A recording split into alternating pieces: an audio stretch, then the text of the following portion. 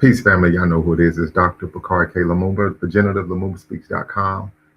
back once again in conjunction with the Equaline Network, the Pan African Social Media Extraordinaire. And we're actually doing the show this evening, family, if you're here on the East Coast, by request, right? There was a brother who actually put in the comments from the previous show that he wanted us to do a reading of some of the great work of Dr. Amos Wilson. And so we're going to do that this evening. We're going to be looking at Dr. Amos Wilson's an actual excerpt from his book, seminal text, Blueprint for Black Power. We'll be looking at chapter 31 of that text, of course, the crisis of leadership. So we're going to do a deep dive there. But if you're watching, family, make sure you like, subscribe, share, hit the notification bell to make sure that you are able to be a blessing to the show via Cash App, Venmo, and of course the super chat. Make sure you like, subscribe, share, thumbs up, thumbs up, thumbs up.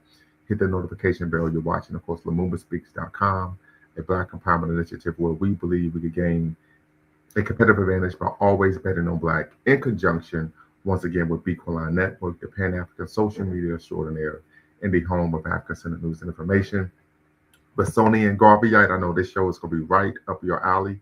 Appreciate you, brother, tapping in by the way of Haiti. Absolutely. Haiti, Sapase, and I know you're going to say in response, Nabule. Absolutely. Peace and blessings. Absolutely. So very quickly before we move forward, so I've been notified by a number of subscribers that you all do not get notifications of when the show is going to go live. Typically, I think you get notification 30 minutes ahead of time, 10 minutes. No one's getting notifications. I've had individuals even share that even when the show starts, they don't get a notification. I've talked to a number of individuals. It is their belief, and I guess I actually have acquiesced to their position, that it may be because of the content that we're making, that you aren't getting those notifications. Hopefully, though, you are subscribing. You are. Matter of fact, put a 1 in the chat if you get our daily Black History facts. So put a 1 in the chat if you actually receive our daily Black History chats every morning. We actually have them scheduled every day, 9 a.m. Eastern Standard Time. So put a 1 in the chat if you receive our daily Black History facts. Put a 2 in the chat if you do not. So once again, put a 1 in the chat if you receive our daily Black History facts, and put a 2 in the chat if you don't.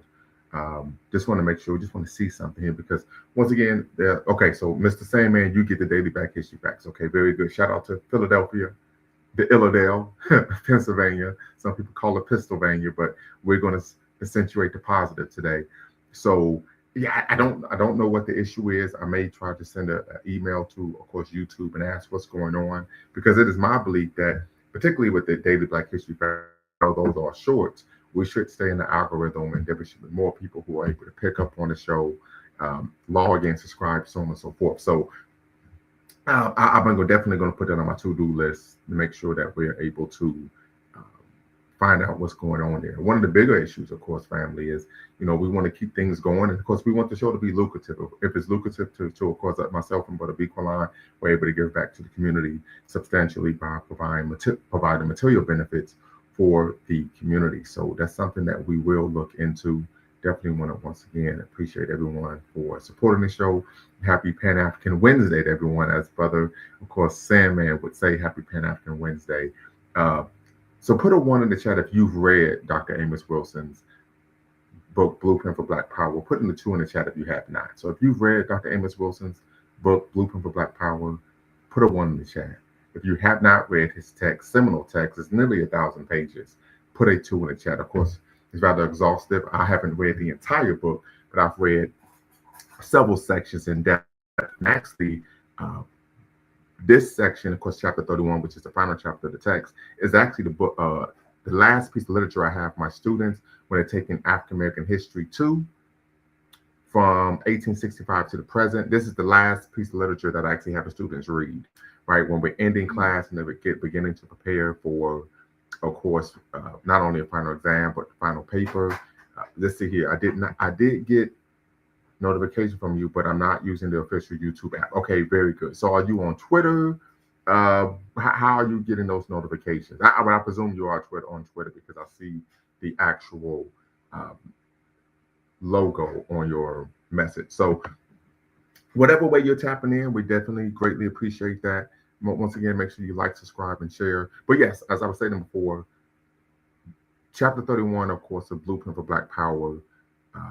We make sure I have my students read this before this is the last piece of text that they read before they end the course and begin, of course, working on their final papers or final exam. And so I think this is something that we're going to tap into. I think there was a brother from the UK who stated that he wanted us to do a reading of some of the literature of Dr. Amos Wilson. Then, of course, and if you all haven't read this, and if you're interested in reading more literature, you can always go to the Dwayne Omawale Digital Library. Once again, I said Dwayne Omawale Digital Library. Put a post with a link to the Dwayne Omawale Digital Library under my community tab. So if you go down the community tab, a couple of months ago, actually provided as a resource. So if you don't want to purchase a book, maybe if you don't want to have a large amount of actual physical copies of books in your home, you can actually use the Dwayne Omawale Digital Library. I mean, if you are familiar with who Brother Dwayne Omawale is, but I can actually say Dr. Dwayne Omawale because he has a JD. He has his Juris Doctorate. He of course, has a law degree. And of course, he is, of course, the resident historian here at Bequeline Network and Lumumba Speaks. Your favorite Pan-Africanist, of course, your favorite historians. So definitely want to give a shout out to the Dwayne Omawale Digital Library. So let's see here. Mr. Sandman says your profile has an algorithm. I get alerts because I follow several Pan-African accounts. Your channel is heavily linked to my library. Got it. With Sony and Garvey, he says 0.5. What do you mean by 0.5? Before we, of course, do a deep dive and actually begin to look at chapter 31 of his book.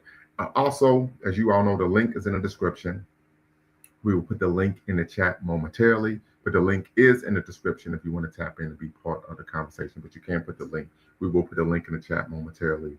And then we're going to take a look at, of course, Dr. Amos Wilson's position, right, regarding the crisis of leadership in the Black community or the Black American, African American community, whatever term floats your boat, will work just fine. So I'm going to go ahead and share my screen, put the link in the chat, number one.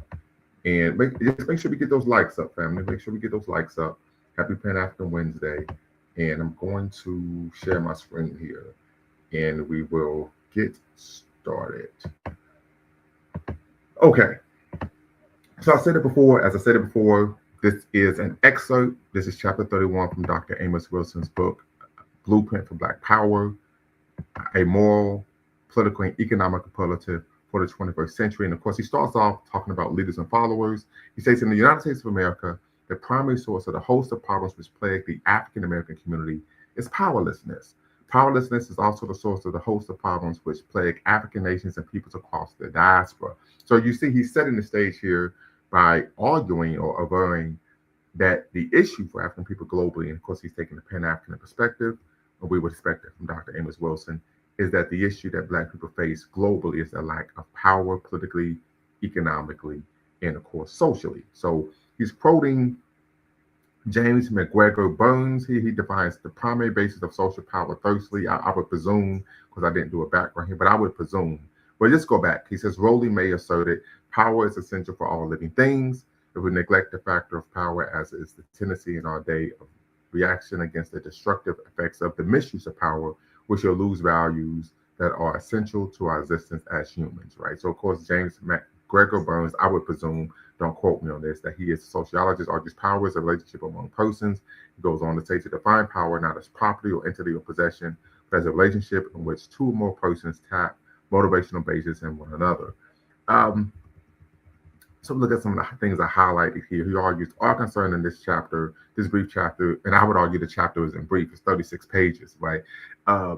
So I think Dr. Wilson has been a bit facetious there, is with the intentionalities and resources of a particular class of power holders, in the i.e. African-American leaders, and their relationship to the African-American community, and whether their interaction with it leads to his empowerment or disempowerment, right? So I think this is rather, and he really goes into three particular types of leadership in the Black community. We would get to that right here. As you can see, I've written in false leadership, real leadership. He defines leadership as leaders and inducing followers to act for those that represent the values and the motivations, the wants, needs, and aspirations and expectations of both leaders and followers, right? So he quotes Mao here, but we're going to, of course, skip through. But he argues that there's a crisis of leadership. And he says a crisis of leadership occurs when the intentions and needs of leadership are severely mismatched with those of its followers. And so we will pause there. And then a question I'm going to, of course, pose to right. You said you haven't read the whole book. I don't think anyone has. Like I said, it's over 1,000 pages, or nearly 1,000 pages. But the question I would ask is, do you think Dr. Amos Wilson, is correct in his assessment that there is a crisis of leadership in the Black community? Right. He advocates that there's a crisis of leadership due to there being mismatch. There's a misalignment between the intentions and needs of course, the community, between the leaders and the community. So put a 1 in the chat if you would agree with Dr. Wilson's assessment. Put a 2 in the chat if you disagree. So once again, put a 1 in the chat if you agree with Dr. Wilson's assessment. There is a crisis of leadership. There is a misalignment between the intentions and of course, needs, values between Black leadership and the Black community. So put a 1 in the chat if you agree, family. Put a 2 in the chat if you disagree. And then, of course, we will move forward. And we need our listeners from the UK to tap in, right? I think there's only, maybe 9, 10 o'clock out there. They're going to call it a night soon, call it an evening soon across the pond. But I think they're one of the 2 gentlemen who actually requested that we do a show where we're doing a reading of Dr. Amos Wilson's work. And so definitely hope they could tap in as well. So Mr. Sandman says he puts a 1. He said, you believe so. So, we're going to need you to tap in and tell us why you believe that is the case. But we will, of course, move forward. I digress. So he argues that there's a cry for new leadership. Right. He kind of, filibusters here. So I'm going to try to get to, so he talks about the complaints of current leadership. He argues the most persistent complaints the community makes concerning its current leadership that they have either been co-opted, I think most people would agree with that, by the ruling white regime, or outdated in terms of values, goals, and techniques, and are not truly and deeply committed to the welfare of the people, are self-centered, self-serving, egocentric, corrupt, out of touch with current and future realities, timid, and cannot recognize the needs of the people, or articulate those needs in ways which move the people toward their satisfaction, are intellectually inept, and are not effectively educating the masses and inspiring them to realize the enormous power which lies dormant within themselves, right? The generation of social power requires appropriate organization, tactics, and strategies, and a unifying vision or sense of mission. It requires a guiding set of ideas or an ideology whose attempted realization defines the social attitudes, relations, and institutions which together can empower a people. A people are empowered or disempowered by the guiding ideologies of the leaders to whom they pledge allegiance. So this is what we really get into when he talks about the 3 different forms of leadership. He starts off with the assimilationist, moralistic oriented leadership establishment. Of course, most of us would associate that with, of course, an integrationist frame of reference. Most of us are familiar with that with Dr. King, one Frederick Douglass, so on and so forth, right? If anyone has read W.B. Du Bois's Souls of Black Folk, seminal text, of course, in the Black canon, but also sociology. He talks about early on in this book the concept of double consciousness. I'm quite sure many of you are familiar with the concept of double consciousness, this idea of who am I? Can I be Black? Can I be African? And can I be American? Of course, those of us who are on the Black nationalist, Pan-Africanist frame of reference argue, no, you can't be, right? But those who are integrationists believe that you can, right? But there's also a third caveat, and that, of course, is the Black conservative perspective that we would get to as well, of course, in this chapter. But of course, once again, we're not going to read the entire chapter just for time, depth, etc. But we're really just going to highlight on some of the key points he makes from all 3 perspectives. So he argues, of course, that the assimilationist, moralistic leadership establishment today, this leadership establishment is primarily comprised of civil rights organizations such as the National NAACP, the Urban League, and the SCLC, right? He argues their penultimate goal appears to be that of a total psychosocial, political, economic merging of Blacks with whites, to the point where the Black community will lose its ethnic identity, residential and cultural distinctiveness, self-reference, and visibility as an African people or as a community of persons of African descent. They seek to not be seen as possessing color, but to be categorized in deracialized abstract terms. And this is really something that we find in terms of the history of integrationism, this concept and idea of the goal, part of it being the greatest good is for there to be amalgamation of black and white. We find this, Frederick Douglass has talked about this.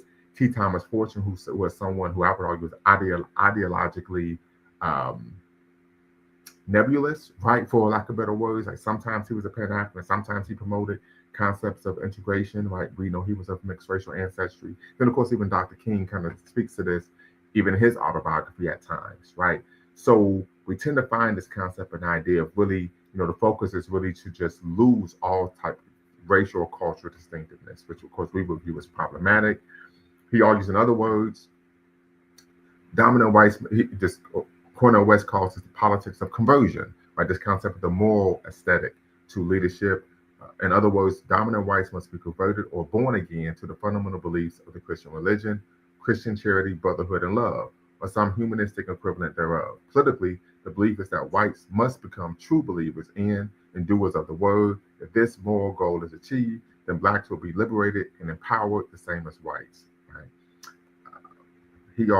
Wilson argued, and said, apparently based on their belief that white power over blacks is essentially a moral problem, or a problem involving the inadequate enforcement of constitutional guarantees, their almost absolute faith in the idea that the merging of blacks and whites into one represents the only possible route to freedom for blacks, and their absolute faith that once these two groups are integrated, they cannot be disintegrated. A good example would be in the song "We Shall Overcome." There's of course stanza in the song where it says, "What blacks and whites together." So we see that there, of course, is validity to the claims that Dr. Amos Wilson is making here in this text.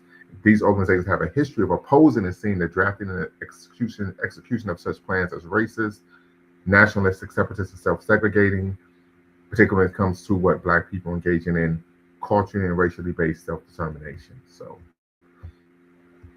let's see here.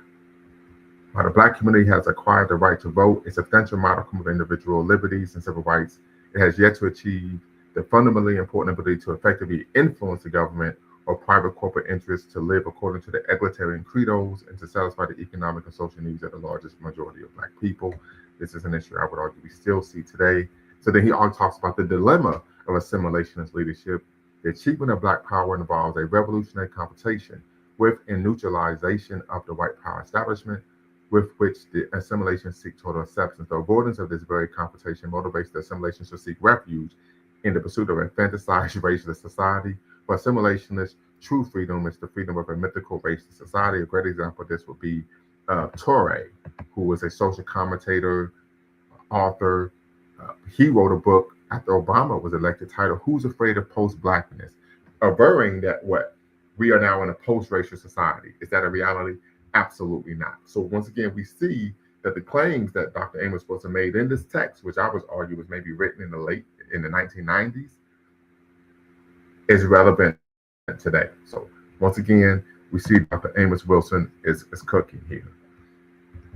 See, I put a star by this. The assimilations obviously have unestimated tenacity of whites to maintain the fundamental racial status quo, which has proved to be of such obvious and opulent material benefit to them, and has also provided them the exhilarating psychic benefits of racial superiority. Right. So when we talk about psychic benefits, this is one of the things that critical race theorists argue is one of the core tenets of course, racism in America, and that is that it provides psychic benefits or psychological benefit for, of course, whites in America. They do not seriously consider and prepare, apparently, for the possibility that whites will vigorously play the political and economic game, taking back with one hand what they gave with the other. A game where just as blacks are permitted to enter, the rules are suddenly changed, and blacks must protest again to have the rules changed anew. Right? So he talks about this form of invisible racism, right, where it's racially based, but then they try to make it look like maybe the issue is simply class, right? Let's see here. Yeah. So he talks about the Black neoconservative, and so my presumption is that many of you want to go in on what some people call the conservative, right, with the neoconservative. So we're going to take a look at this as well, right? Matter of fact, I'm glad that before we get started, we tend to find there are two types of Black conservatives here in the United States. One is an organic Black conservative. This is a Black conservative who has come to Black conservatism organically. Maybe it was the political values of the household. A great example of an organic Black conservative will be Condoleezza Rice. Condoleezza Rice is from Birmingham, Alabama. She's the former Secretary of State for the Bush administration, the second Bush administration. But Condoleezza Rice would be an example of an organic Black conservative. What we tend to find now are inorganic Black conservatives. That would be one, Candace Owens, the Tatum brothers, etc. And these are individuals who actually been recruited by white organizations or think tanks, and then paid to, of course, promote a racially depreciating, self-defeating narrative that, of course, engage in, of course, white deference, white racial deference, and self-loathing type of perspective. So I don't think he's going to go that deep into the difference between a organic and inorganic Black conservative, but just food for thought in terms of when we cover this section in chapter 31, that this is something that we're seeing today, that there's a lot of money to be made. A great example now will be Antoine Daniels. I had a conversation with a conversation with a sister about maybe 2 weeks ago. And she's like, man, I would love for you to get on his show and really push back, because he makes some claims that, of course, are averse to facts. And this is what we find. If we remember when Antoine Daniels had his exchange with Corey Holcomb.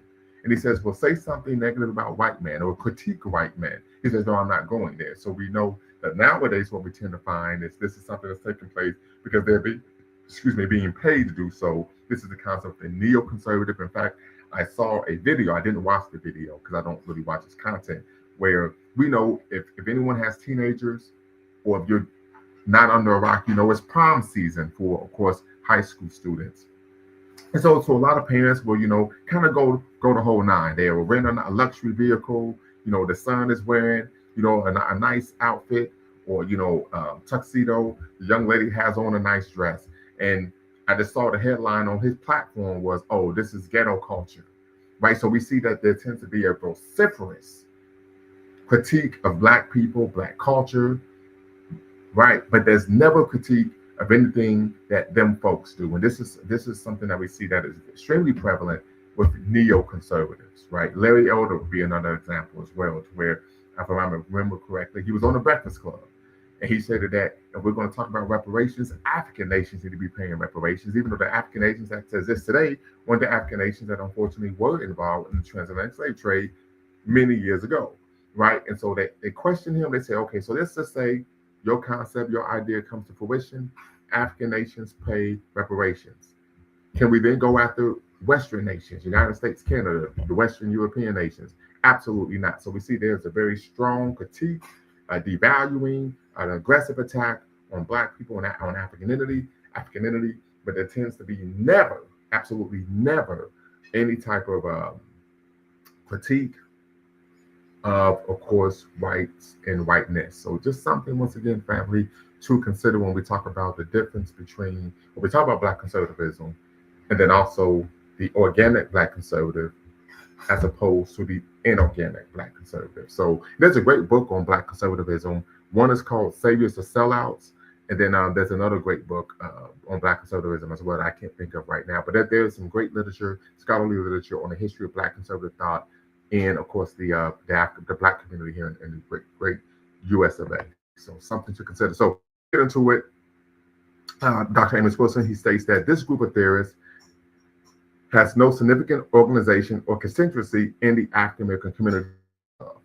It is nevertheless has managed to worm its way into the consciousness of the community and society in general. I would argue typically they're platformed by the white establishment. Moreover, the Black neoconservative establishment is used by the white conservative establishment as cannon fodder in defense of white racism and domination against both Black and white liberals and Black nationalists. We see that every day on Fox News. Black neoconservatism has defined itself in opposition to constant calls for assimilationists, for government intervention and largesse in the uplift of the socially depressed and politically oppressed Black masses. So this is where they're leaning on that concept of course, Booker T. Washington, who is considered the most famous Black conservative, and this concept of pulling yourself up by your bootstrap. Anyone who's read Up in Slavery has done a deeper dive of course, Booker T. Washington's politics, knows that he was speaking on both sides of the mouth, and particularly he was making those type of claims to focus on what economic empowerment rather than political, because they were living in the heart of the Deep South, doing any deal race relations, and his goal was to prevent Black people from being deleted, right? So it's just something to consider when we talk about having that critique of Booker T. Washington, because most people are unaware of the fact that he used the funds that they were able to raise, particularly in terms of from the work they did at Tuskegee, but also the philanthropic support that they received from liberal and even sometimes conservative whites in the North and South to actually hire attorneys to help W.B. Du Bois file civil rights claims with the Supreme Court, right? So just something to consider there. So let's go here. Black neoconservatives have been ably assisted in this regard for white neoconservatives, conservatives, and crypto racists due to their ideological compatibility with the values and goals of the white supremacist establishment. Right, so yes, this has led to their receiving favorable exposure in the mainstream, print, in the electronic media, something we see today, to their being appointed to influential offices and professional positions such as heads of the EEOC, in the Civil Rights Commission in the U.S. Supreme Court under conservative administrations, and to the departmental chairs at prestigious universities. These well-paid propagandists themselves, the prime beneficiaries of precisely those maximal social, educational, and professional advances resulting from civil rights legislation. He's citing Harold Cruz here, paradoxically, right, the crisis of the Negro intellectual, paradoxically oppose the very collectivist civil rights activities which have made their occupational positions possible, right? So he talks about their central thesis, right? Their central thesis is that the current condition of Africans at home and abroad is no longer the result of historical or contemporary machinations of white supremacy, racial bigotry, and discrimination. Some Black conservatives go so far as to argue that the past oppression of Blacks and the continuing racial domination by whites, whose significance they vigorously downplay, does not provide satisfactory explanations of the current socioeconomic subordination and marginality of African Americans across the diaspora. Martin Kilson, professor of government at Harvard University, and African American summarizes the relationship between mainstream white conservatism and Black neoconservatism thusly. At no point in the 20th century have the claims of Black Americans for social and political parity, organized for constitutionalistic and nonviolent pressure groups like the NAACP, gained serious support from conservative leaders and intellectuals. Secular or religious support that is comparable to that which the liberal and moderate sectors among white leadership have sustained on behalf of equality of status and mobility for Blacks. From the end of Reconstruction in the 1880s to the late 1960s, American conservatives typically ignored the authoritarian and violent racial caste practices and values arrayed against Black Americans in southern states where the vast majority of Blacks live. Although American conservatives have, throughout this century, often embraced freedom movements elsewhere in the world, in Europe, Latin America, East Asia, they have always firmly resisted a proactive embrace of the Black American civil rights movement as a bona fide movement fully worthy of their support. So it is in the shadow of this dismal record of mainstream American conservatism vis-a-vis Black Americans' long and arduous quest for equality of status that new Black conservatives have emerged.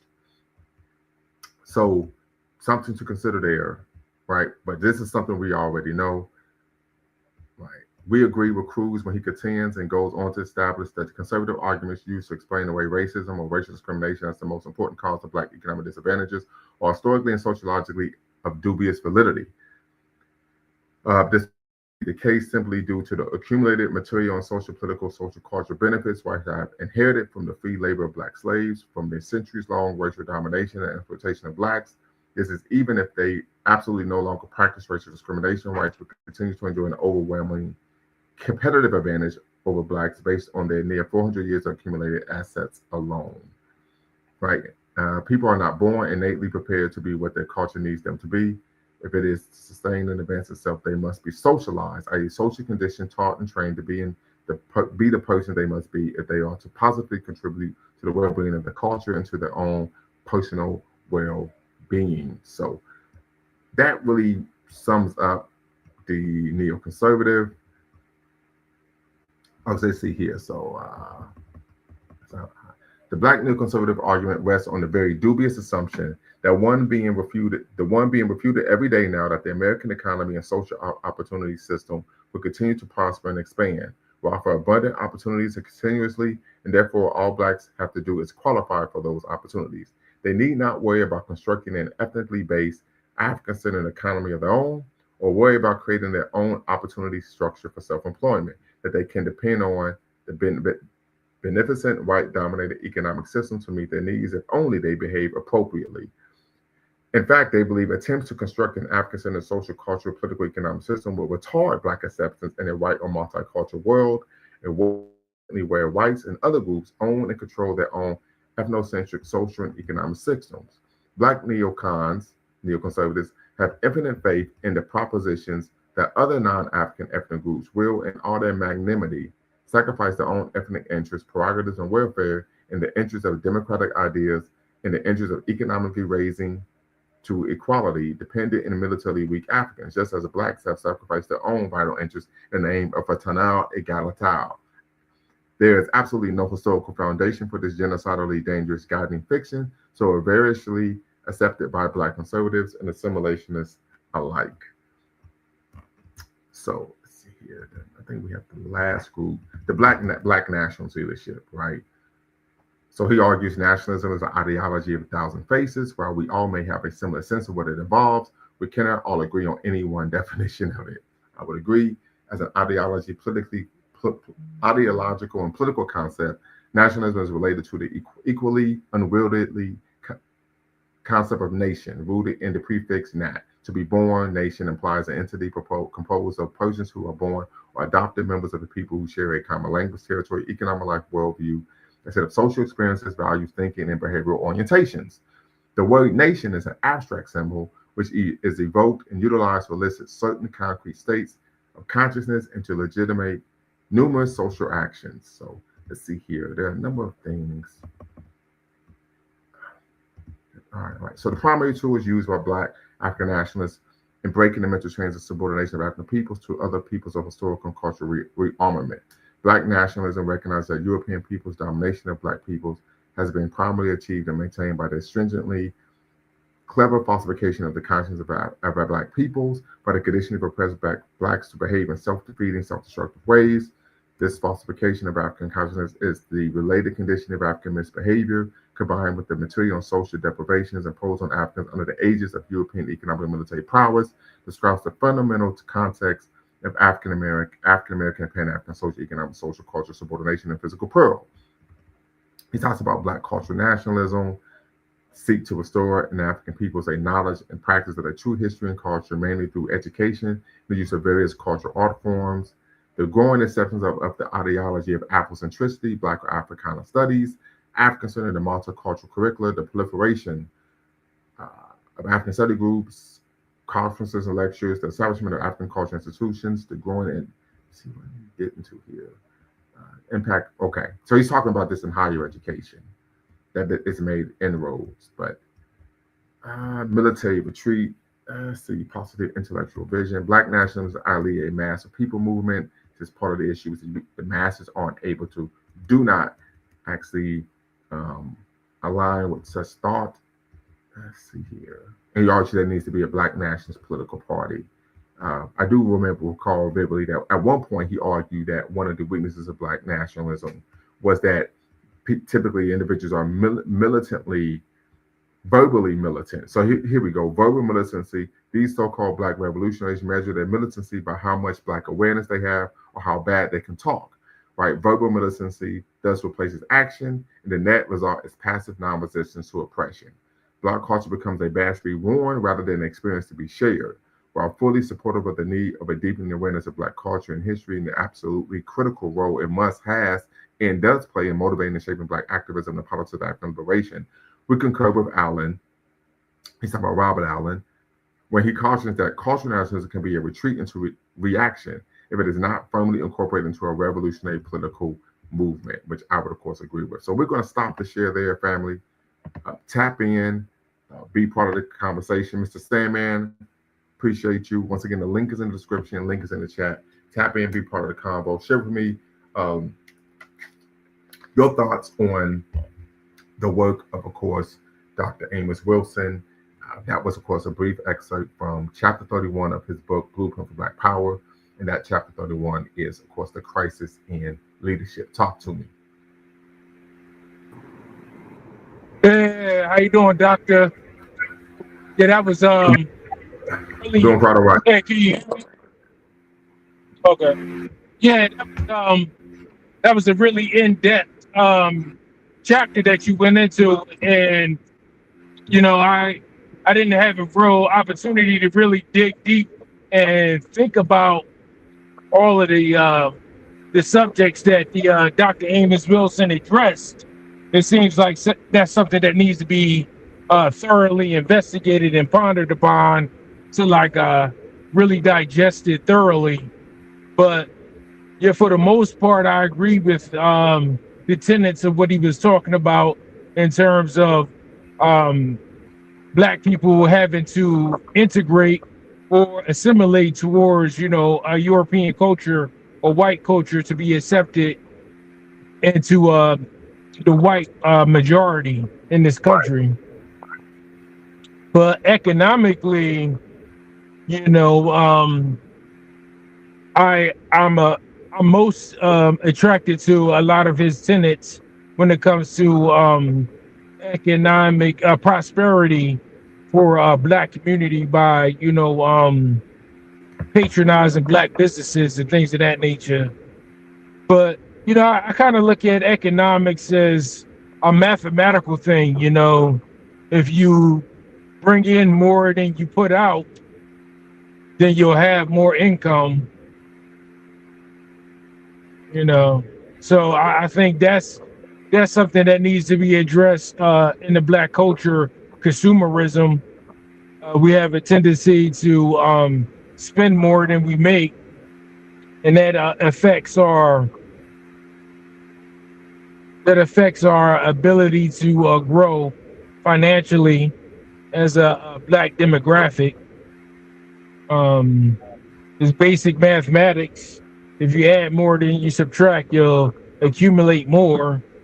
Correct. We have a tendency to want to spend a lot of money on things that we don't really need, just to say that we have it, instead of reinvesting our money. And that's something that he mentions, of course, in that chapter, that Black people are, socialized to engage in self-defeating, self-destructive behavior. And really, he was citing, of course, the work of Dr. K.K. Kaboom. And his book on cultural misorientation, he argues Black people have been socialized to engage in behaviors that are, of course, self-defeating, and one of those behaviors being, of course, materialism. Yeah, we hear it all the time about athletes and Black athletes that become millionaires quickly, and instead of like saving their money or investing their money, they end up spending it all on partying and clothes and jewelry. And Right. then you see this attitude glorified in a lot of our cultural norms, like hip hop music, where all of the most popular hip hop groups, they're all frivolous with their income, spending their money on silly jewelry and clothes. Right. So that's like kind of the culture that's pushed, or like extravagant vehicles. Right. So that's kind of the culture that gets pushed to our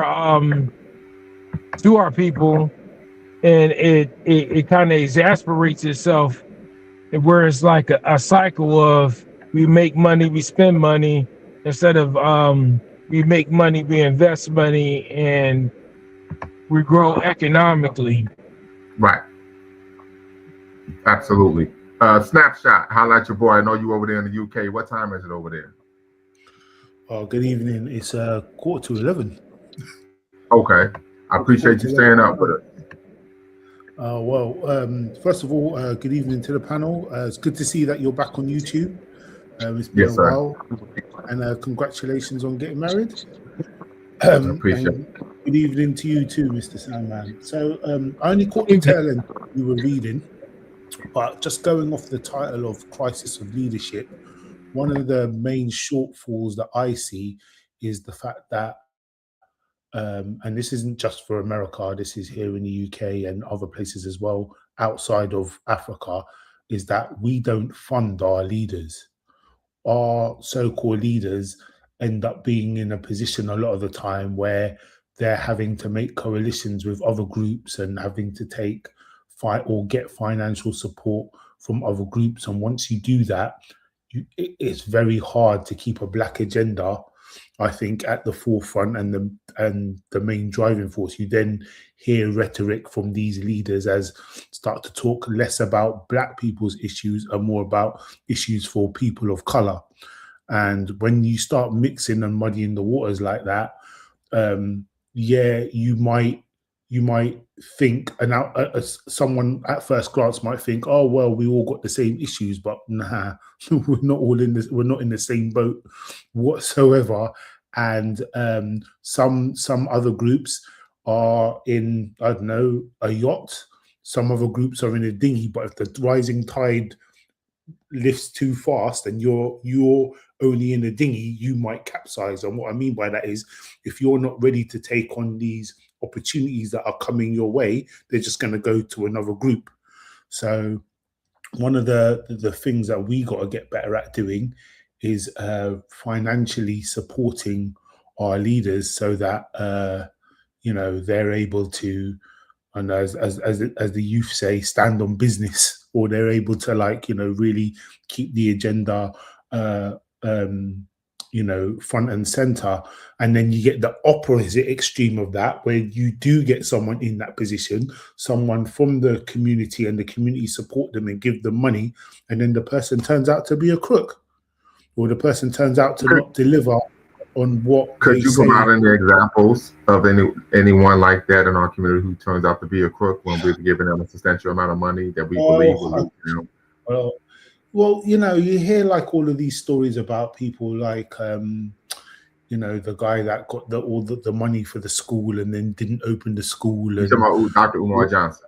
Yeah, and stuff like that. And I'd like to give that guy, because like some of the stuff he says, like I can really agree with and kind of listen to. But there's certain things, like when it just comes to, if we think about that school project as an example, there was no way he could run the school that he was envisioning running on the amount of money that he raised. It's just not possible. Once you break down the salary of the head teacher, the salary of staff just in a school year, you haven't even fed these kids yet. You ain't paid the electricity bill. 800 grand, I think he raised. Right, and that's the thing. That wouldn't even get past a semester, would it? Schools typically aren't money-making institutions. Universities, maybe. No. Yeah. So I mean, straight from the get-go, it's like, you know, like what did people think he was actually going to be able to deliver with that amount of money? But to his credit, you know, there has been times where he's gone around and said, you know, these celebrities that are out here, I need your support, your endorsement to get to the next stage or whatever. And maybe if he had the right amount of resources to the adequate level, maybe it would be open now. But right, but and I would argue, if I could, or interject, that if I remember correctly, he's never provided a business plan. Right, his behavior is extremely erratic. Exactly. Right, so anybody with sense, I'm not going to give you a $2 million check and you out here acting crazy. And my initial thoughts was, if he had just started, I mean, I don't want to derail the conversation, but I just think if he had just started by just opening an after-school club that could help kids with their homework, that's it. Just help kids with their homework. Yeah, proof of concept. Yeah, for the first concept, yes. Yeah, for the first 2 or 3 years, that's what you do. Do you know how much of a game changer just helping kids with their homework for those kids would be? And then you could go and ask people to help scale what you're doing. Exactly. Absolutely. Exactly. You know, before I had so this is about what, 10 some years ago, when my children were still young bucks. I was part of a Juma Mosi Shule, right? Saturday school, African Center Saturday school. So on Saturdays from 8 to 2, guess where I was? We were down there. We helped reading, writing, arithmetic, you know, and then we would chess. We did African history. We fed the children, right? It doesn't, you're right, but it doesn't take much. There has to be commitment there. But once again, I think you're absolutely right. Start small. Proof of concept. Then there's scalability. And here's the other thing, you know, because I've been to the Illidale. Shout out to Philadelphia 215, Mr. Sandman in the building. Let's represent, right? there are a number, and Mr. Sandman, I hope you can tap in to verify what I'm saying, but I know this because I've seen there are a number of independent African-centered schools in Philadelphia. Am I right or wrong, Mr. Sandman? Yeah, that's what I've heard, and I even attended, an African-centered school when I was a kid, but that was, several years ago, decades ago. So, but like for me, my thought process is, I don't see Dr. Umar Johnson as the leader, mainly because, I don't think us as a Black community need a leader in terms of we're not children. We're all adults and we have brains of our own that we can think on our own. We don't need a guiding light like a Moses, so to speak. But in terms of like having an entrepreneurial mindset in terms of his idea of the school, I think it has potential. If you look at it in a long-term sense, in terms of, well, I see it as, well, anytime you have a Black institution like that and you're building young people, young boys and girls that have a positive sociological mind frame, from there you can grow that into something bigger in terms of like making African-centered businesses with some of the minds that you produce out of that institution. So it's more of a long-term investment. It's not something that you would look at today and say, okay, this is how much money that this institution would produce over the next decade. This is a generational endeavor, I would think. And I don't think it'd be something that you could really consider it being profitable in probably in his lifetime. So if his intentions is, to make money, then, with an endeavor like this, but then I don't think that's plausible. But if his intentions is legacy, then that's something different. And that like institutions. So let me share this. I just went online. You could go to, of course, lotusacademy.org. This is, of course, an African-centered school in Philadelphia, 340 East Haines Street in Philadelphia, Pennsylvania. Phone number 215, area code 438-7500. As you can see here, the Lotus Academy was founded in 1974. So it's been around for quite some time, 52 years if my math is correct. And founded in 1974 is to lay a strong foundation for the proper academic, social, and cultural development of its students. Our independent African-centered school consists of state licensed daycare for kindergarten, pre-K children, and lower school for grades 1 through 4. And so there's a number of information on here. You can see the children, they're wearing African garb, early learning center. I mean, just absolutely, it looks absolutely phenomenal, right? Absolutely phenomenal. The children are wearing dashikis, Lotus Academy sweaters. And so this looks like definitely a place that if you are in the Delaware Valley area, that you may want to be, right? Just something to consider. They have an oratorical contest where students are speaking. We are, Fans Fanon taught us that the mastery of language force on remarkable power. They had to pass it. So you see these students are wearing kente stoles when they finish at the Lotus Academy. Seasonal celebration, which is very important, something I've done with my children. So definitely, I can say, I would argue that if he wanted, he could have already, of course, had worked with the Lotus Academy to do some of the work that he says that he wants to do. But once again, family, what I'm going to do is I'm going to put this link in. I'm going to put the link to the school in the chat. So if you want to check out the Lotus Academy, you definitely can. It's in Philadelphia. Now, 800 grand that he raised would go a long way to support an organization like this. Mm-hmm.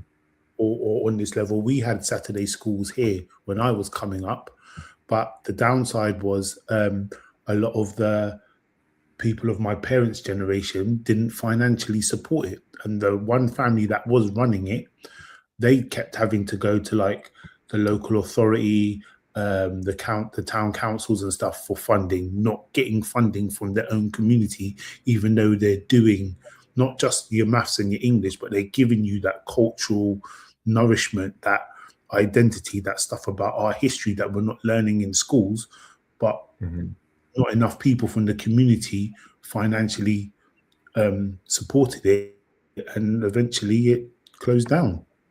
Right. And very quickly, one of the things I want to mention about the Lotus Academy is actually accredited. Dr. Umar Johnson stated on the video that his school would not be accredited. And so there's no benefit of the child going to the school. They won't get receive an accredited education. So that means that if they go, just say his school, just for sake of conversation, goes K through 12. You go through the school K through 12, you graduate. You couldn't go to what? You couldn't join the military, even though we wouldn't want you to, right? You couldn't go to a trade school or university because, as he stated, he doesn't want the school to be accredited. He wants it to be 100% independent. So what? So the students would come out with no qualifications whatsoever? Exactly. Well, what's the point of that? Exactly. So that's why I said I would make the argument. I'm going to say this right here, April 22nd, 2026, on LumumbaSpeaks.com in conjunction with Equaline Network, that the whole school concept is a grift. It's 100% a grift. In fact, there's a good brother of mine, I'm not going to put his name out there, but he's a college professor, but he had his daughter in an African Center online school for an entire year. And he had to take her out because after that entire year of coursework, they realized that the school wasn't accredited. And I remember his daughter, which I know personally, was extremely upset that she just lost an entire year of school. Of course. Yes. So the schools have to be accredited. And if it's not accredited, that means they could be in there just doing whatever they want. Well, actually, there's workarounds that accredited issue, being that, you know, a kid can get accredited education online. He could have used the institution as a building for them to do their online studies, get their accredited degrees or what have you, and along with getting their accredited degrees inside of the building, they will also do extra curricular education that will be centered based on his curriculum. That's what I would. I mean, if I was a parent of a kid that I allow go to his school, that's what I would be looking for. Okay, so you're going to have my kid come to your school, and my kid isn't going to be able to pass grade 1 through 12 because it's not an accredited education. Well, yeah, I'm having a problem with that. You can't provide my kid with education necessary for them to get a diploma. Well, then I can't take my kid to your school. But if you provided something extra, like a institution that will help my kid study from online courses inside of your building, well, that might be something I consider if I consider, you know, your institution trustworthy. Yeah, but even before you get to that point, Mr. Sandman, you got to ask yourself the question is like, what is the vetting process of people who donated in the first place before they realize I'm going to part with my money to support this thing? Because if they read the detail and it's like, well, hold on a minute, kids that go there aren't even going to get an education, so what's the point?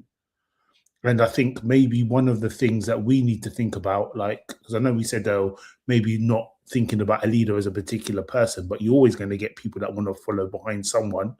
Like, what is the vetting process that we go through or that we scrutinize the person under to know that, you know, there's less chance of this thing here being a grift, or this person really just not doing what's right? And I don't know that enough of us have a stringent enough or strict enough mold to know or process to know how to vet a person.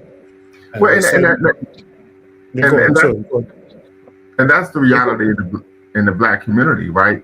These grifters, they know that if you tell them what they want to hear, they will not hold you accountable. You're beyond reproach, right? There are videos where Umar Johnson is stating that only women can work at the school, and that if they engage in behavior that he deems unbecoming, which is an arbitrary designation, he would take them into his room and he's going to paddle them. He's put this information out on YouTube. Oh man. Yeah. So this isn't conjecture. Matter of fact, I'm gonna see if I can pull it up right now. But this is what we're dealing with. This is a problem. Yes. Yeah, I wouldn't want my kids being influenced with a person with that type of character that sexualizes women in front of them. I think that's too young for the minds of our children. So yeah, that's a big red flag. Yeah, but do you know what else as well though? If he's acting like that and saying stuff and doing stuff like that, and he's flying under the name Pan-African or Pan-Africanist, that's a problem. Yeah, absolutely. I'm sorry, family. I can't. I have to try to find this video. But yeah, it is a major problem. So, in terms from your perspective, Dr. Lumumba, like, what do you think like the vetting process should be, or what do you think? Like when it comes, so actually no, when it comes to like crisis of leadership, what do you think are the main issues? Well, I would agree with Dr. Amos Wilson's proclamation.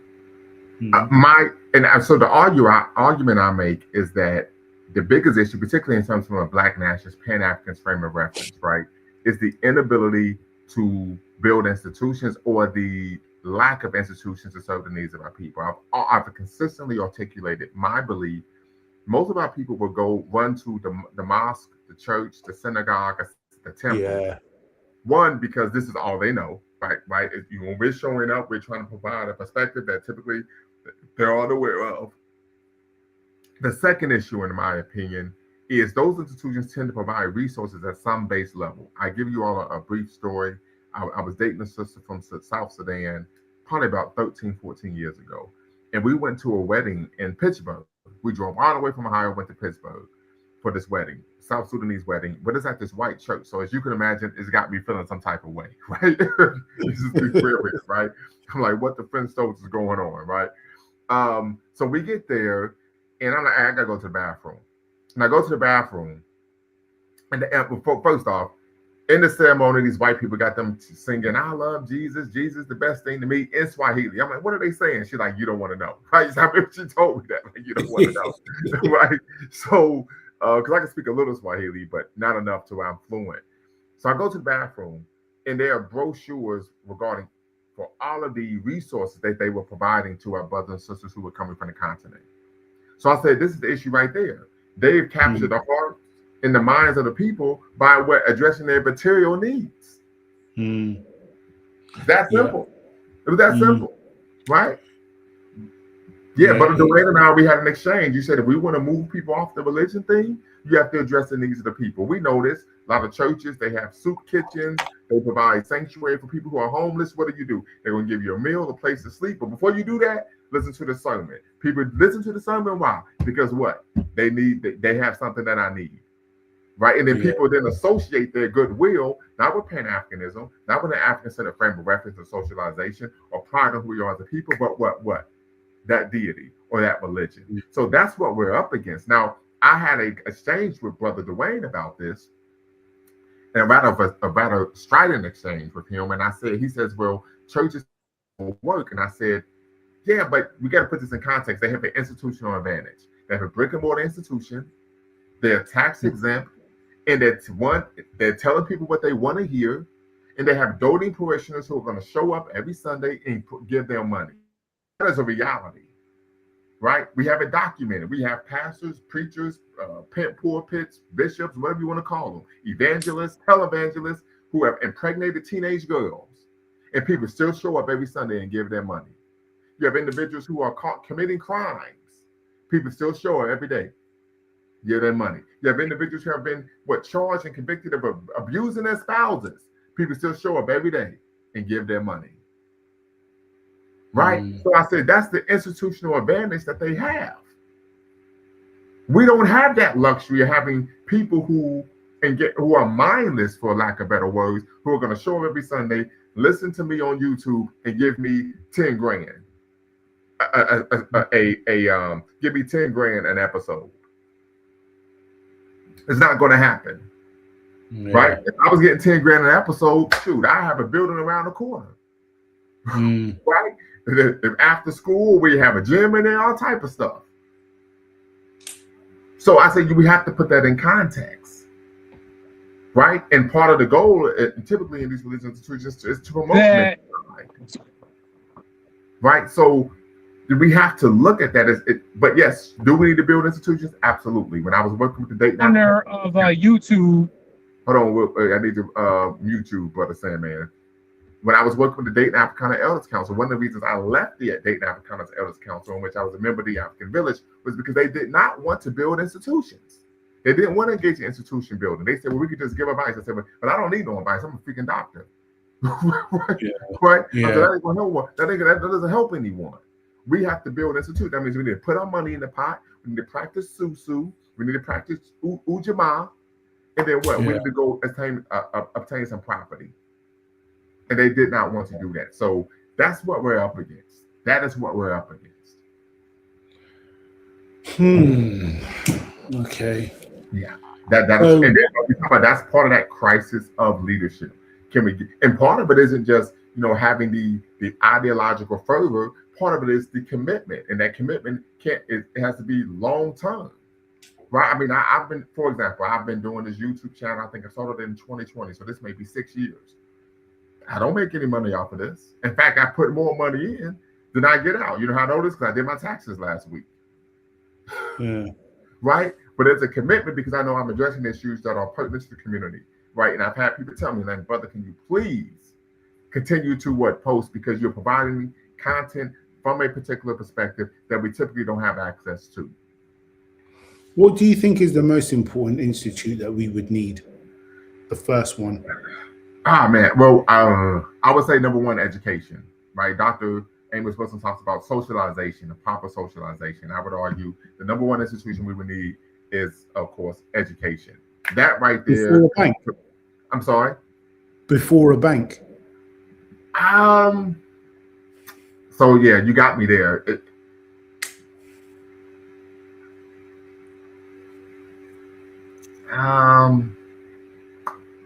Yeah, so I would say either a bank or a school.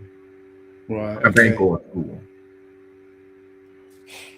Because the thing with the bank is, if that did get going, we could start getting stuff happening a lot sooner. Because obviously with education, you've got to wait for you had the funding. You had the funding. Yeah, and get it up. But there's a place just outside London that I went to called Southall. Okay. And it's a large Sikh community, right? So the minute you step off the train, you see a place of worship, you see supermarket, you'll see a banks, an Indian bank, you'll see colleges, you'll see doctor surgeries, like all the tenants of a community that could be self-contained. Yeah, the supermarket stock food from that part of the world. They've got their own places of worship. They've got, when you go into the doctor surgery, almost everyone working there is from the same culture and religion. Like that could be its own self-contained unit, but there isn't, that I know of in the UK, there isn't a black equivalent to that anywhere. But at the heart of it was a bank that I think a lot of the local traders could go to and probably easily get a loan for their businesses a lot easier than walking down the main high street down to some sort of commercial bank. And I just think a bank or some sort of way to get economics rotating will go a long way for our independence, I think. Absolutely. Yeah, I would agree with you there. I would agree with you there. So, because as we know, what is done by African people must be done. What is done for African people must be done by African people. And we know Thomas Sankara taught us that whoever feeds you imposes their will upon you. So we definitely don't want to be in a situation in which we're dependent non-Black or non-African largesse, particularly financial largesse, right? Because they then tend to be able to control what you do and how you do it. And Neely Fuller Jr. talks about 9 areas of activity, like the Right. politics, the war, I can't remember them all off the top of my head. But Absolutely. I'm just kind of wondering if those sort of arenas, it's almost like we need to find people in our group that are have a detailed knowledge in some of these areas of activities, because the way he kind of describes it is they are activities that someone somewhere on the planet is always engaged in. And I wonder if that's a little bit of a thing that can help us like plot a course to how we start to gain as you say, gain a competitive advantage in some of these areas by kind of using that as like the foundational blocks to kind of like build up with. But the problem I have is I don't know any other Pan-Africanists in real life. Like most people that I talk to are online. I wouldn't know where to go to meet them, to network and that sort of stuff. But I just feel like we could get one sort of institute sort of started, or at least people around the table talking about how it might come into fruition. That would be a big step, because I don't think we can keep deferring things to the next generation, man, because we're going to be, the way the world's going and stuff like that, we got to get competitive really quickly. Absolutely. And part of it is, and I would agree once again with Dr. Amos Wilson's position that one of the reasons these things are so hard is because our people have been socialized to work against our own best interests. I mean, it's just the reality. I mean, I gave an example to a brother. I was at the gym, getting my body by the Lumumba in. You know how I get down.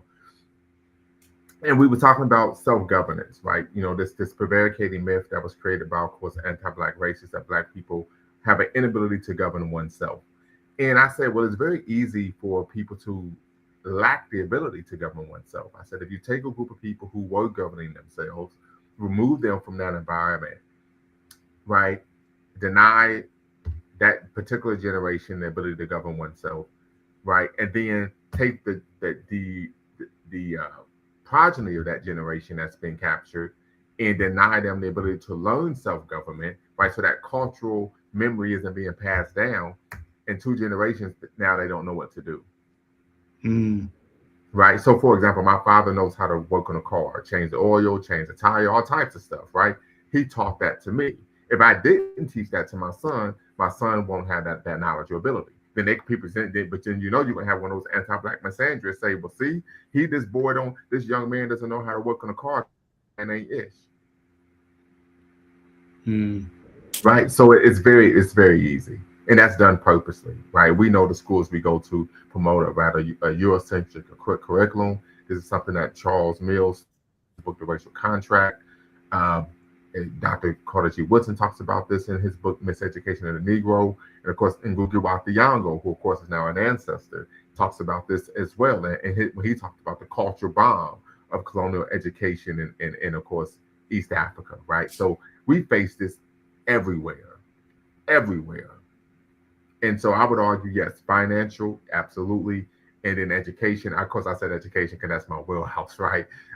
Education, socialization, it absolutely matters. I could vividly recall when it particularly comes to African-centered socialization. Of course, I was in school, I'm learning these things, but I still haven't put them to the test, right? So I recall vividly, my daughter, I believe, was maybe 4 or 5 years old. So in my household, we don't do Valentine's Day, we do Black Love Days, right? And just a quick shout out, family, tomorrow is my parents' 49th wedding anniversary. 49th wedding anniversary. Congratulations to them. Right? Yes, so when we talk about Black love, I grew up seeing it, right? 49th and wedding anniversary. So what ends up taking place is, instead of Valentine's Day, we do Black Love Days. And so for Black Love Days, I bought my daughter Marcus Garvey's red, black, and green flag. And she was running around the living room yelling, I got the flag Marcus Garvey made. I got the flag Marcus Garvey made. You would have thought she won Wimbledon. The way she was, right? And I told her mother, I said, I told you this shit really works. Mm. It really works. You can actually raise a child and have a healthy view of who they, even in an inherently anti-black society such as America, the UK, etc. Another example, my daughter is 16 years old. She has never straightened her hair. She's never gotten a perm, and she's 16. That's good. Right? You can actually do these things. You can, if you put the time in. And there are all types of children's books that talk about I love my hair, positive socialization. I mean, you can actually do it rather quickly. It's not difficult, right? You just have to be intentional, and then of course model the behavior yourself. I can recall vividly when my son was maybe 4 years old, and I used to always buy these little dashikis for him. And it's crazy. This boy was a toddler, and I'm buying him $40, $50 dashikis, right? And, so he's going to school. At the time, his mother had him going to school in the suburbs, so it's a predominantly white school. And he goes into the classroom and all excited because he got his dashiki on. And he goes to the globe and tells the teacher, "Hey, yeah, I come from Africa. Look, see, this is Africa right here on the world map." Da, da, da, da, da, right? So he was extremely excited and proud of who he was and where he came from. Oh, that's great, man. Yes, and that was when he was 4 or 5 years old. Yeah. So you have to do the work, but we know a lot of people. Oftentimes, that there's a huge load, right? Parenting, raising children, working, etc. And so I would tell people, if you have the capacity or opportunity, you should have your children go to an African Center school like the Lotus Academy. Like I said, there are a number of African Center institutions that are accredited in, of course, the greater Philadelphia area. I would argue, and just to kind of bring this roundabout and land my plane, if Dr. Umar Johnson was a serious individual, he would be working with one of those schools himself. Yeah. Or at least, at the very least, as you suggested, starting a pilot program, serving the needs of those children, right? Having proof of concept, and then of course being able to move forward, and then scale that program initiative that he has. Mm. And do you think it's key that it is 100% funded by the community, or do you think it could still run if you did draw down some government grants and stuff? So my position is this: I was affiliated with an organization that created an African Center school here in the Dayton, Ohio area. It was the W.B. Du Bois Academy, and so the charter schools was like a big thing back in the day here in Dayton about 20 years ago.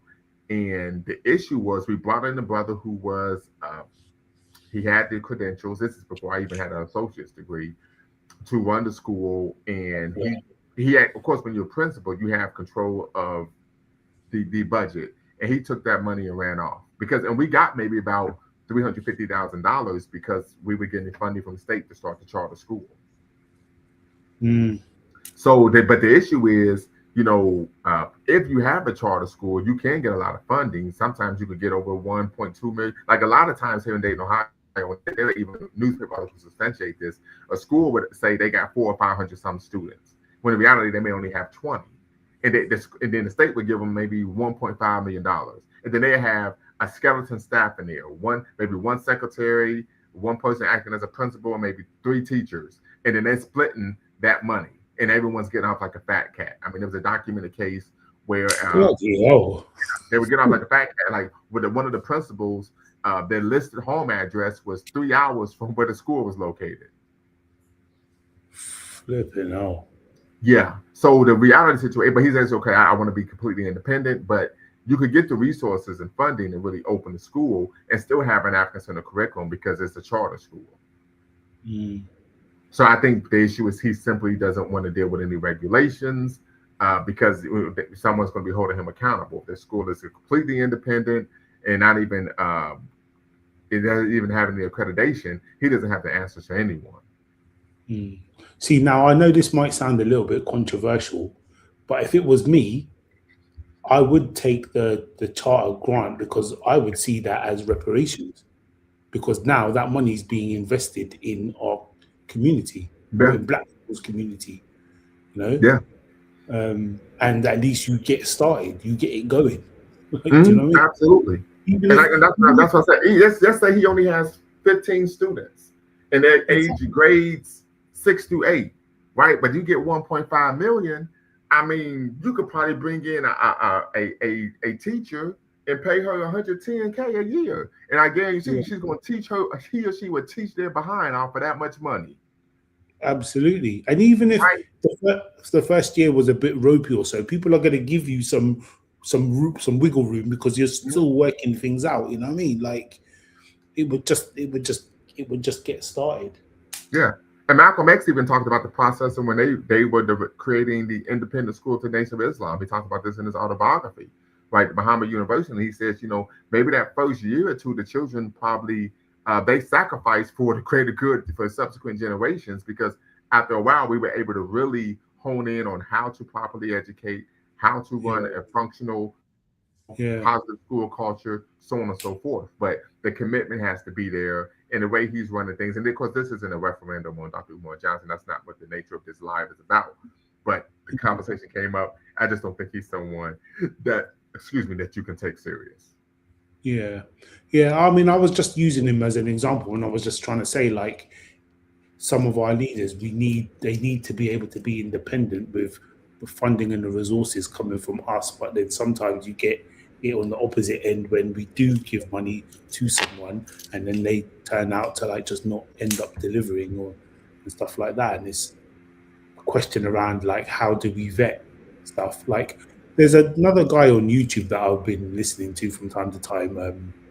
He's like a pocket watcher kind of guy, but he talks Yes. about like people that are scamming and things like that. And Yeah, one I of know the you're talking about Cam James. no, I don't think that's his name. Okay. He's got glasses. Yeah. Anyway, Yeah, I know what you're talking about. He's in is that his Georgia. name? Yeah, Oh, he's in oh, Georgia. but one of the And things because I actually reached out to him via, I actually emailed him. We've had a correspondence via email.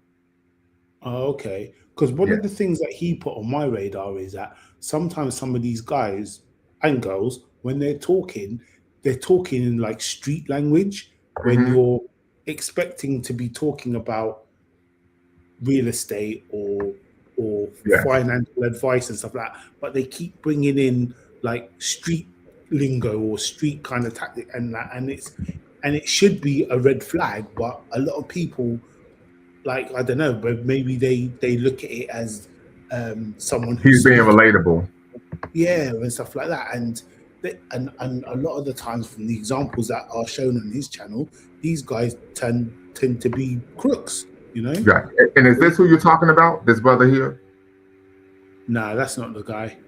Okay. The guy I'm talking about is I think his name's Jason Thornton, JT. Okay. Yeah. So yeah, I think it's called Pocket Watching with JT is the one I'm talking Yes, about. I'm talking about, yes. Yes, I yeah, know, but yeah, yeah, I know but he him as well, yes. yeah, so he just has like all of these examples and stuff, and it's just such a shame because sometimes there's a real movement behind some of these people, and then when they end up being crooks or they end up like not living up to it, like it just kills the whole momentum behind whatever was built up behind them and stuff. Well, Yeah. yeah, But I think it's important that we keep the focus on the main thing here. The black community does have an issue with, at least in America, with youth or black youth getting involved with gangs and crime. So what's the alternative? If it isn't an African-centered school or institution that the young men can go to, is the alternative for them to join the Bloods or the Crips Well, no, or the I would Vice argue, Lords? no, I would argue, and I think that's a great question. Then at the very base level, you create some type of program initiative in the community. If you don't have an institution, right? For example, in Dayton, Ohio, there was something called the Montgomery County Fatherhood Initiative, right? So this initiative, they didn't actually have an institution. So there was a brother who was cool with some pastor where we could just meet in the basement of the church and really help brothers deal with issues in terms of getting access to their children. We know a lot of brothers, and even not people who weren't brothers, were dealing with issues of parental alienation. So sometimes it's not even having an institution, but maybe partnering with an institution, saying, "Hey, this is our goal. We want to do this X, Y, Z," and then just oftentimes asking if they're able to provide you some grace to use their space. For example, here in Dayton, there's a church that every year we have one of these 7 days of Kwanzaa at a particular church here on the west side of Dayton, right? And so sometimes you're just partnering with institutions, but you have some type of programming that you believe is beneficial to a particular demographic in our community. Also, I noticed that Dr. Amos Wilson, he had a doctorate degree in psychology as well as sociology, I believe. With Dr. Umar Johnson supposedly having a doctorate degree in psychology, what do you think is the viability of a black psychiatrist influencing the youth if he has good intentions? Do you think he would be his initiatives would be more potent for the development of young black youth because he would be able to manipulate their minds and their thought process more than, let's say, just a regular educator would? Well, yeah, I would. So there's a good brother. That's a great question as well. So there's a brother who has he was a mentor of mine. He got his PhD in psychology. His dissertation was on the fact that even if you have good intentions and you are a therapist or psychologist or a psychiatrist, if you aren't providing treatment from an African-centered frame of reference, you're doing the person harm, right? You're doing your patient harm. So I would argue yes, but the issue is I wouldn't argue manipulate the minds. We need someone who's going to develop the young people's minds, right? The goal is for us to be mentally smart, not just simply physically smart. And so, and part of my work, particularly higher education, part of my work focuses on students developing the intellectual, emotional, and psychological armor needed and necessary to be able to be successful in a vehemently anti-Black society. Now, isn't it interesting that a lot of these guys that end up in the criminal justice system find their way to Islam? I'm sorry? Like a lot of what I've noticed is there's a lot of black guys here in the UK, right? And I know it's true in America as well, that when they're in the system and they're trying to get rehabilitated, and a lot of them find their way to Islam. Yes, but a lot of that has to do with protection, right? When guys are behind the wall, unfortunately, typically they're going to link up either with a gang or an Islamic group for protection. So it's not anything spiritual or anything like that. No, I mean, for some people it may be, but typically it's for protection. And you're talking to someone who's been behind the wall before, so I'm speaking from experience. Right. Yeah, for most people, they're going to connect with that because it's for protection reasons. Because typically, so we talk about way back in the day, let's say 30 years ago in the 90s, where they really was going after you really had booty bandits in the joint, right? And the prevailing knowledge on the yard was if you try to grape someone who's Muslim, those Muslims will delete you. Okay. Right? That they were known for not engaging in that type of nefarious sexual behavior. But individuals who may be part of gangs, I mean, we all saw the movie South Central, where the brother was like, man, he's thinking about leaving Deuce. He says, but don't come back trying to suck your way into Deuce when those aliens pump you in your behind. Okay, no. Yeah, so even the gangs, they engage in that type of sexual predation, right? Of a way of punking someone, emasculating them, taking their manhood. But the Muslims are known for having a zero tolerance policy when it comes to that. So individuals oftentimes will cosplay, right, as Muslims for protection. Yeah, well, Malcolm X found Islam in prison as well. Right, but that's because the nation was actually, the nation was doing active recruitment at that time. Right. Yeah, so that's true. You know, a lot of I mean, there is the Muslims have a lot of power inside the prison system. Yeah. But the I even have a family member who's in the federal prison system now that I support. And I asked him, like, what's going on? And he tells me, like, yeah, there's a lot of Muslims out here, and they do, like, have a lot of influence. Hmm. But the through Yeah, line is they offer something. Tangible, which is protection. Yeah, yeah. And I think any institute that we try to set up under a Pan-African umbrella has to offer Something members tangible. something tangible. Yep, absolutely. It has to offer something tangible. If not, and that is the challenge, because it's far easier for religious institutions to offer something tangible because they're tax exempt and they have a large congregation. I mean, think about it. We're on this live and we have 10 people watching.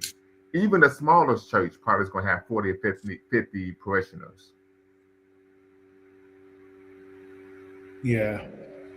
You see, now it's got me thinking that any kind of institute that we need to set up would benefit from having a nation or an international recognized nation behind it. I don't think it's enough, especially now in 2026. I don't think it's enough for Black people in Western societies to just have stuff locally or just stuff in those Western societies. I think there has to be some sort of link back to either the continent or a Black nation in the Caribbean or somewhere where it's a Black. I think it has to have a country or something behind it, because if you've got a country behind you, you've probably got more potential to be able to open a bank or open, especially when it comes to business, some sort of line of importation and exportation and things like that.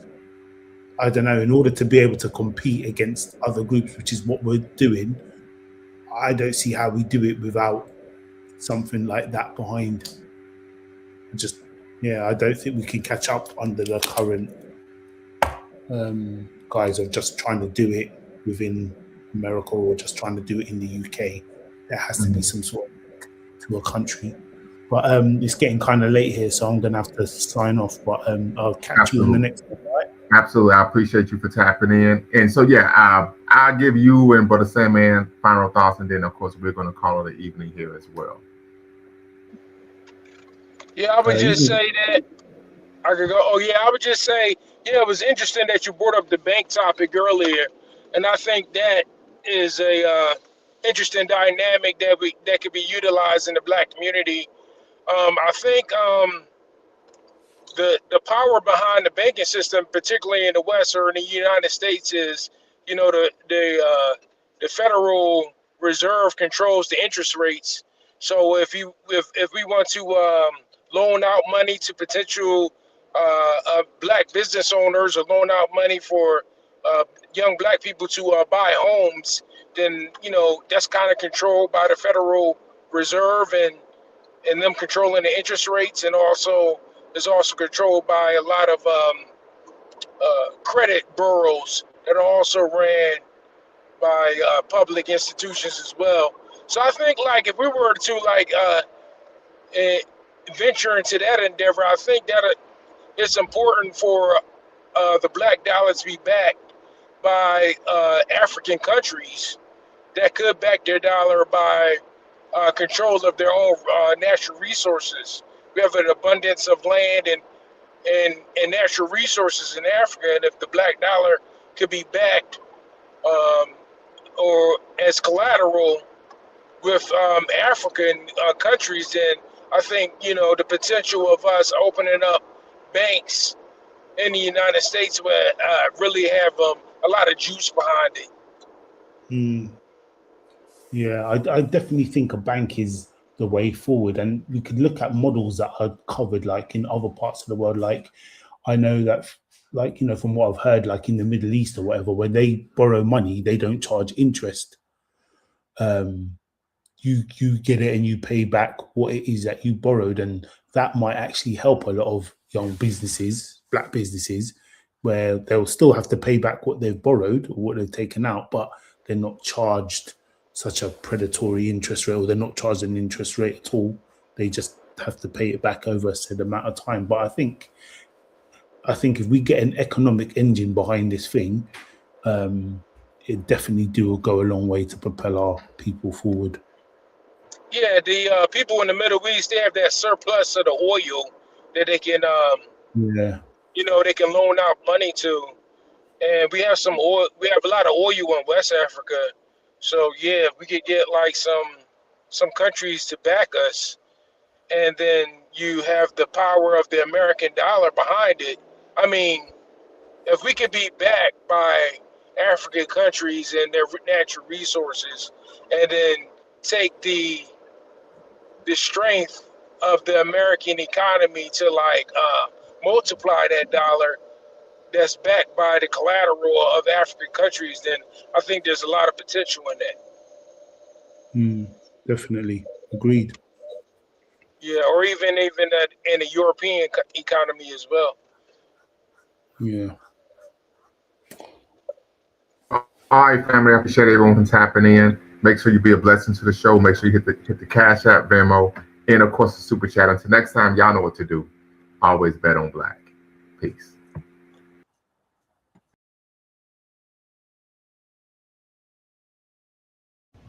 Before you go, make sure you hit the subscribe and like button. Thank you for supporting the channel. And remember, here at Lumumba Speaks, we always bet on black. Peace.